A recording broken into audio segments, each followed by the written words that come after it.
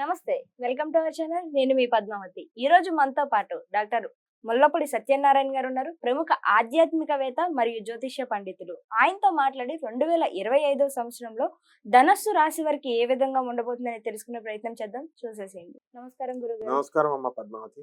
గురువుగారు, ఈ 2025 సంవత్సరంలో ధనస్సు రాశి వారికి జనవరి 1 నుంచి మార్చి నెల వరకు ఏ విధంగా ఉండబోతున్నాయి, మరి ముఖ్యంగా వీరి ఫలితాలు ఏ విధంగా ఉండబోతున్నాయి అని చెప్పండి. మనకి ఈ 2025 సంవత్సరాన్ని విశ్వావసు సంవత్సరం అంటాం. శుభ్రంగా డబ్బులు వస్తాయి ఈ ధనుసు రాశి వాళ్ళకి కూడా.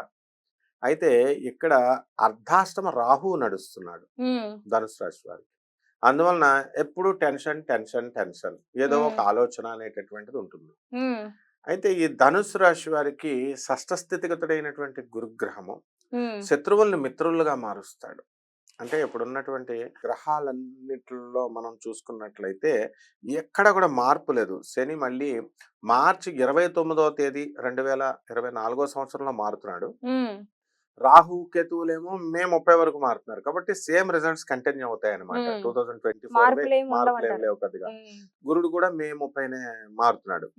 అందువలన ఈ యొక్క వృత్తి వ్యాపార ఉద్యోగ విషయాల్లో ఆదాయాలు ధనుసు రాశి వారికి కొంచెం పెరుగుతాయి ఈ శుక్రగ్రహాలు ఈ కుజగ్రహాల ఈ సంచారం వల్ల. ఆ తర్వాత శత్రువుల్ని మాత్రం తొక్కి పడేస్తారు వీళ్ళు. వాళ్ళే ఫ్రెండ్స్ అయిపోతారు ఆటోమేటిక్ గా. ఎవరైతే శత్రువు అని చూస్తారో వాళ్ళతోనే స్నేహం అయిపోద్ది అనమాట. అక్కడ గురుడు బ్యాలెన్స్ చేసేస్తాడు అనమాట.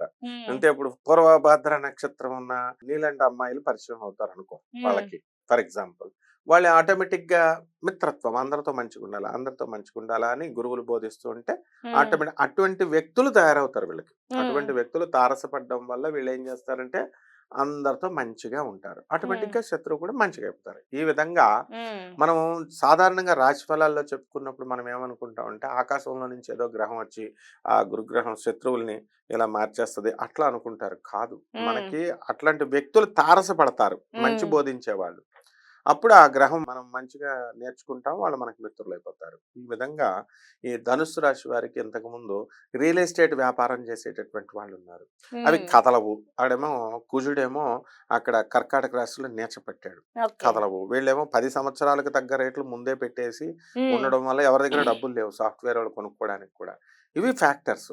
కానీ ఈ 3 నెలల్లో కాస్త మార్పు అనేది ధనుసు రాశి వారికి వస్తాయి. రియల్టర్స్ కి, అంటే రియల్ ఎస్టేట్ వ్యాపారం చేసేటటువంటి వాళ్ళు కొద్దిగా మూవ్ అవుతుంది.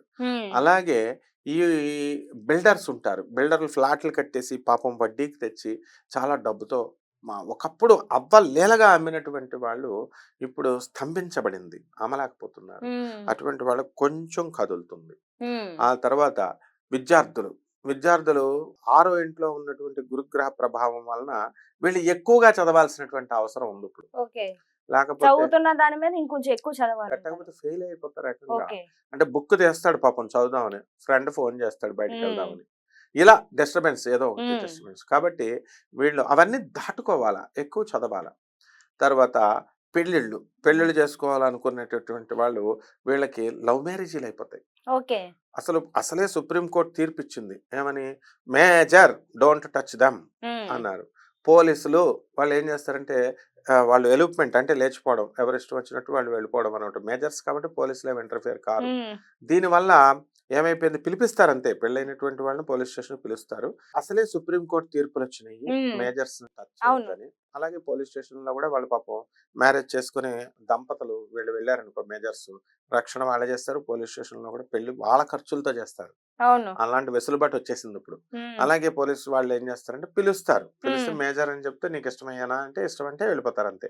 కాబట్టి ఈ యొక్క ఫెసిలిటీస్ ఎక్కువ వస్తే అందుబాటులోకి వీళ్ళు ధనుసు రాశి వాళ్ళు ఉపయోగించారు. ఎక్కువ మ్యారేజ్ తల్లిదండ్రులు కొంచెం జాగ్రత్త చూపించాలంటారు ఈ ధనుసు రాశి వారు. ఖచ్చితంగా ధనుసు రాశి తల్లిదండ్రులు అలర్ట్ గా ఉండాలా.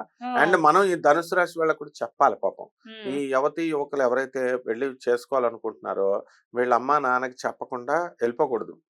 వెళ్ళిపోయినట్లయితే ఈ అట్రాక్షన్ అనేటటువంటిది అవతల వాళ్ళు 10 లవ్ మ్యారేజెస్ లో 8 ఫెయిల్యూర్స్ ఉంటాయి, ఏదో 1 2 సక్సెస్ అవుతాయి. కాబట్టి తేల్చుకోవాల్సినటువంటి అవసరం వీళ్ళకి పాపం అంత వయసు ఆ మెచ్యూరిటీ రాదు. అంటే లవ్ మ్యారేజ్ అయితే చేసుకుంటారు కానీ వీళ్ళకి ఆ సఖ్యత ఉండే అవకాశం చాలా తక్కువ ఉందంటారు. ఎందుకంటే ధనుసు రాశి వాళ్ళు ఇప్పుడు విడాకులు, గొడవలు, గురుబలం లేదు కదా, అందువలన తర్వాత విదేశాల పిచ్చి ఎక్కువైపోయింది ఇప్పుడు.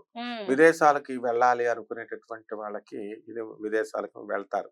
ఓకే. మరి మిస్టిక్ గా కేతుగ్రహ సంచారం మనకి కన్యా రాశిలో ఉండడం వల్ల విదేశాలకు వెళ్ళాలనుకునేటటువంటి వాళ్ళు వెళ్ళగలుగుతారు. ప్రైవేట్ ఉద్యోగస్తులు అందరూ కూడా వాళ్ళకి మంచి అవకాశాలు వస్తాయి, యాజమాన్యాలు గుర్తిస్తాయి, విదేశాలకు పంపిస్తారు, వేరే వేరే ప్లేసెస్ కి వాళ్ళు వెళ్ళాలనుకునే వాళ్ళు వెళ్తారు. ఈ విధంగా ఈ యొక్క ధనుసు రాశి వారికి అంతా కూడా బాగుంది. అయితే మరి ఆరోగ్యపరంగా వీళ్ళకి బాగుండదు ధనుసు రాశి వారికి.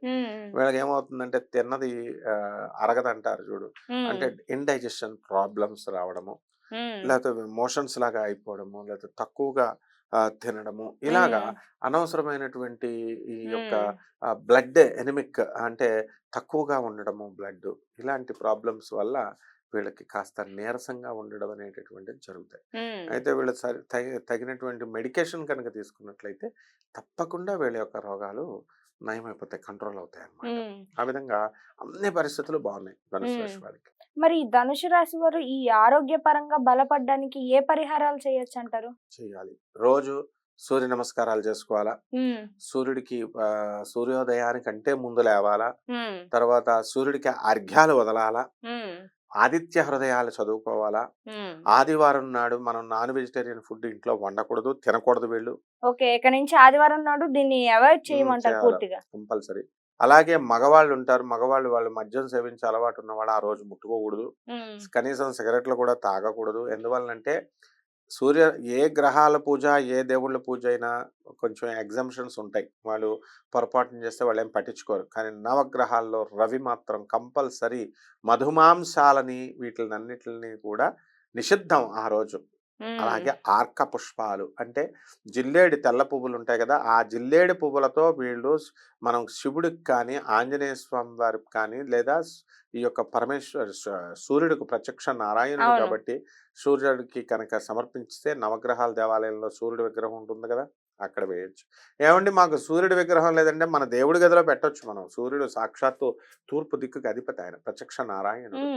ఈ విధంగా చేసి నవగ్రహాల చుట్టూ చక్కగా ప్రదక్షిణలు చేసి రాహు జపము, రాహు స్తోత్రాలు, రాహుకి కిలోంపావు మినుముల్ని ఆవుపేట రంగు ఉన్నటువంటి వస్త్రాల నుంచి పేద బ్రాహ్మణులకి శనివారం నాడు ఉదయం 8 గంటల కనుక దానం చేసినట్లయితే తప్పకుండా బ్రహ్మాండంగా వీళ్ళ ఆరోగ్య పరిస్థితులు బాగుంటాయి. దాంతో పాటు పరిహారాలు కూడా ప్రతి ఒక్కరు చేసుకునే విధంగా ఉండే చెప్పారు.